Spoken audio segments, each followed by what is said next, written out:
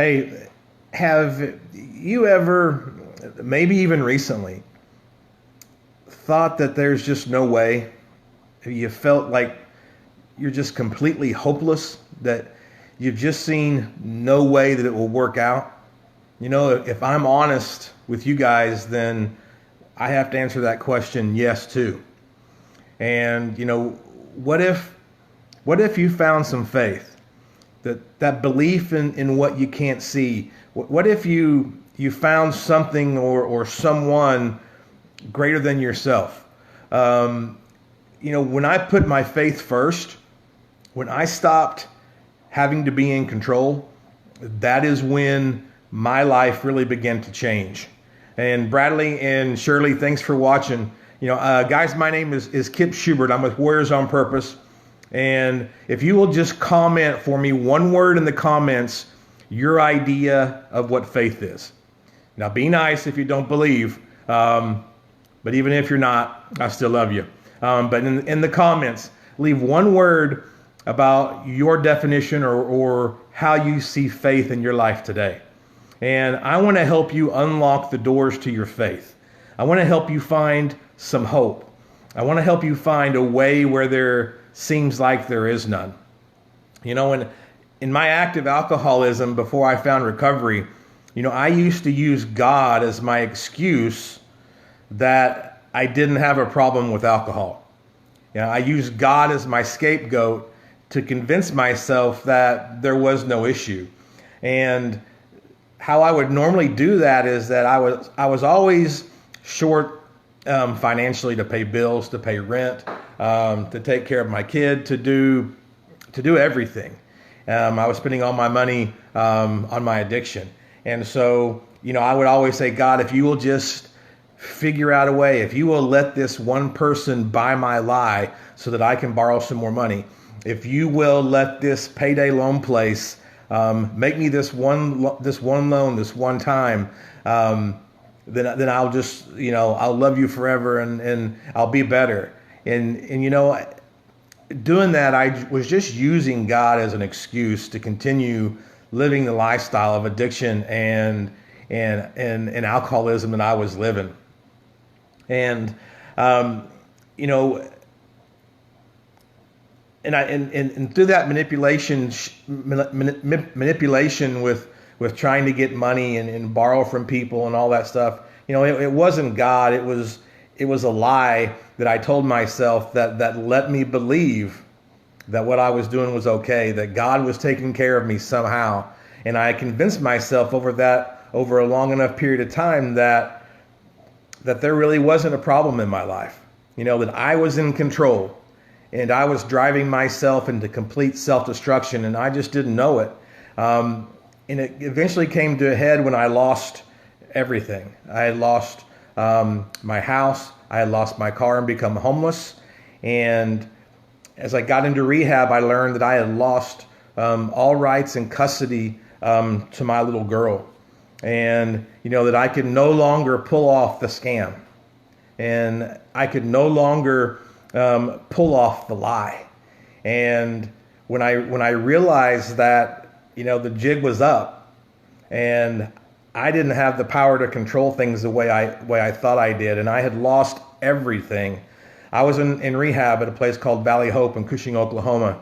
And I went to the chapel there because in my mind, it was either I'm going to leave and just go drink myself to death and just forget this life and my existence in it. And I didn't know what else to do. But when I walked into that chapel, something came over me. And I sat down on the front pew of that chapel, and there was a crucifix on the wall. And I just looked at that crucifix and I said one word: help.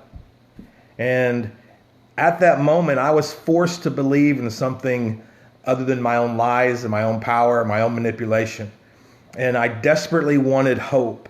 And that is exactly where I found my faith. And, a lot of people ask how I did it. And the best way that I can describe it to you is one thing that I learned in early recovery, especially in the rooms of Alcoholics Anonymous. And it was the word how. and that's honest and open-minded and willing. And I had to be honest with myself. Did I fail? Yeah, I had failed miserably. Was there more to life than what I was living? Absolutely. Was something or someone out there greater than me? There had to be. I saw it all around me in that rehab facility. And did I prove that me being in control was just complete and utter failure? And so, if I'm being honest, those answers to those questions were yes. But I had a hope. I called upon God at that moment in that chapel, just saying, help. And I felt something pick me up and just saying that you're worthy. You're worth it. I've been here the whole time. I'm going to reclaim your life and make you somebody out of the nobody that you've formed your life into. And so the first thing I had to do was get honest with myself that there was an issue, that there was something greater than me, that my power under my will alone, under all my manipulation and lies and the scams and schemes, I just couldn't do it.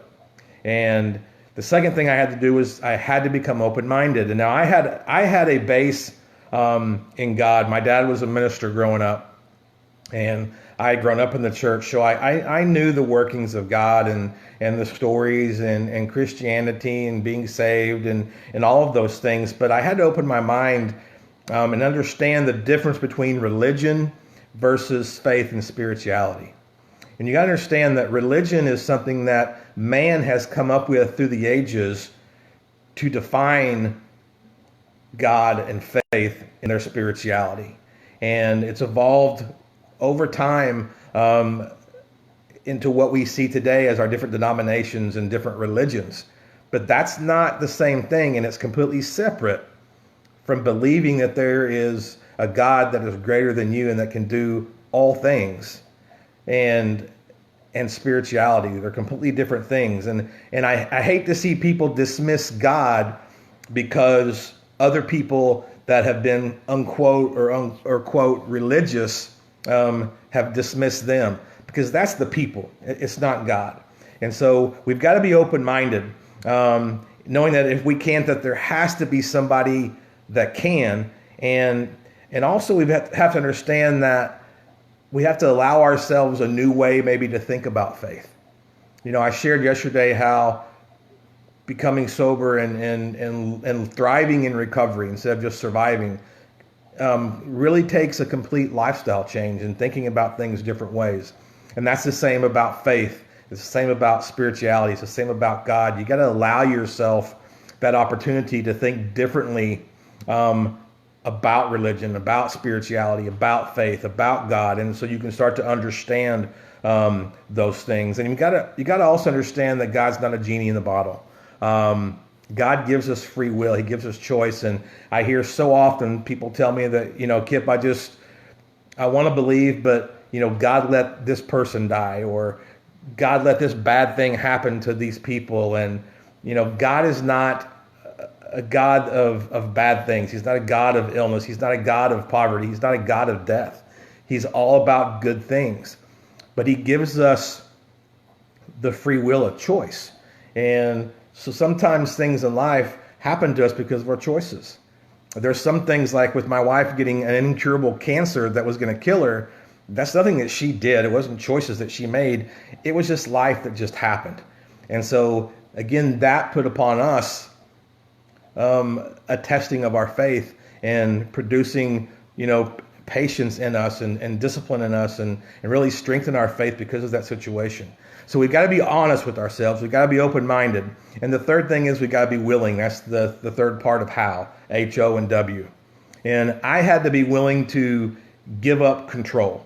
I had proved that by myself running the show that I was going to drive it straight into the ditch, that I was going to drive myself into self-destruction. So that alone for me, and that's some of the blessings actually about recovery, in my opinion, is that it gets us to a point in life that we have no other choice but to give up control. And so I gave up control and I became willing to just try. I was honest with myself that I had failed and that there was something bigger than me. I opened my mind to seek out the truth for myself, and I became willing to see where that would go, to try a new way. And I want to share with you that you can't do enough, and you can't earn it. There's nothing that you can do to deserve it enough.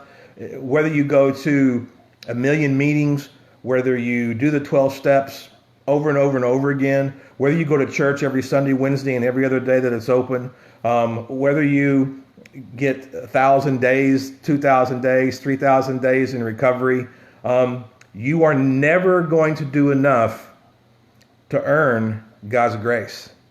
You're never going to do enough to earn God's love. The cool thing about it is no matter how hard we try, no matter how much we want to be in control by doing all these things, God simply wants us to do one thing, and that is believe in him, to have faith. And our faith comes first. It's not about me. And so the three things that really can help you begin to be in a position to find your faith is to be honest, to be open-minded, and to be willing. And I want to make you an offer. At Warriors on Purpose, we've developed a recovery game plan. It's just a 10-lesson guide to help people get better and to lay a better foundation of recovery so they can really thrive and not just survive. And lesson number 2 in that game plan guide deals with finding your faith. And if you guys will leave #faith in the comments, I will send you a copy of lesson number 2 about finding your faith and spirituality, and hopefully that can help you. And as I got into recovery, and I'd been sober several years, like I said earlier in this live, I had lost everything as I went into rehab: my car, my house. I was homeless, and I learned as I got into rehab that I had lost rights and custody to my little girl. And it had been 2.5 years into my sobriety, and I still was not allowed to see her. And I was faithful that God was going to be faithful to me. And so I believed that he would restore that relationship, and I just went out and did what I was supposed to do day after day. But after the years went by and the months rolled on, my faith began to wane a little bit because I flipped to being back in control. And this is what I really want you to get out of this live if you're watching this, is that I began to say, God, what else do I have to do? I have done the 90 meetings in 90 days. I have elevated myself into other modes of recovery, and I am seeking you in all that I do. I have been promoted to a new job, and I am doing fantastic at that. I am in good relationships and being a good son and a father and a husband and an aunt or an uncle and all these things that I'm doing. And, what else do I have to do? And God reminded me that, Kip, your faith comes first. You can't earn it. You can't deserve it. It's not about you. And once I finally got that, I knew that God was using that time to really discipline and develop me. But at the end of that time, before I was able to see Cam, I really got angry, and I began to question God's faithfulness to me. And he reminded me that it's not about what I'm doing. It's not about anything that I can do, or again, I can't earn it or deserve it enough. It's all about me trusting in him. So me having some faith, just a measure of faith. That's what the word says. And so I just knew that he was going to do it. And the funny thing is, when that happened, I was talking to Cindy, and I was like, you know what, maybe I need to go get the best lawyer that there is. And so we actually went and met with the lawyer for Blake Shelton, the country singer, who did his divorce with Miranda Lambert. And you can imagine the expense that was going to be, and we couldn't afford that. And she knew it, but she gave me some good advice. And we came back to Tulsa that afternoon, and we went to church that night, and there was a guy named Chris Hart that I'll never forget it, and prayed with me. And I just felt this peace and this understanding, knowing that God was going to take care and provide, because that was God's will for me to be with my daughter.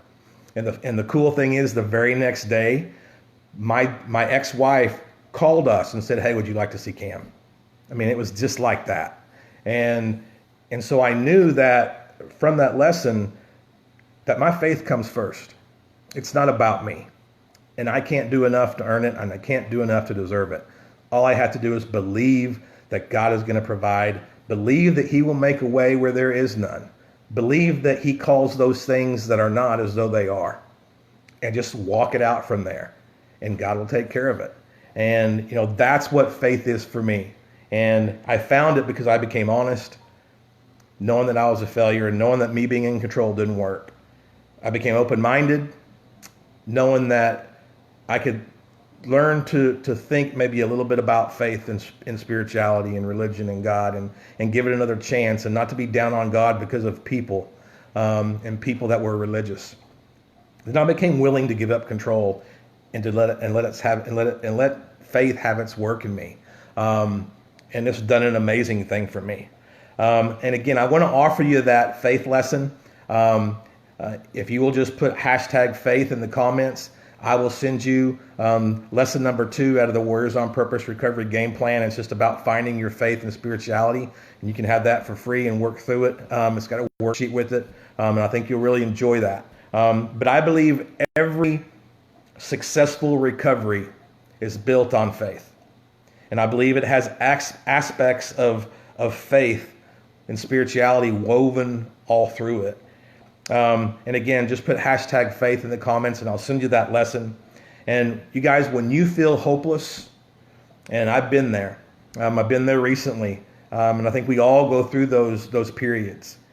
But when you feel hopeless and you feel like there is no way, I want you to ask yourself, who's in control? I want you to remember that your faith has to come first, and it just isn't about you. Love you guys. Again, this is Kip Shubert, Warriors on Purpose, and we will talk to you next time.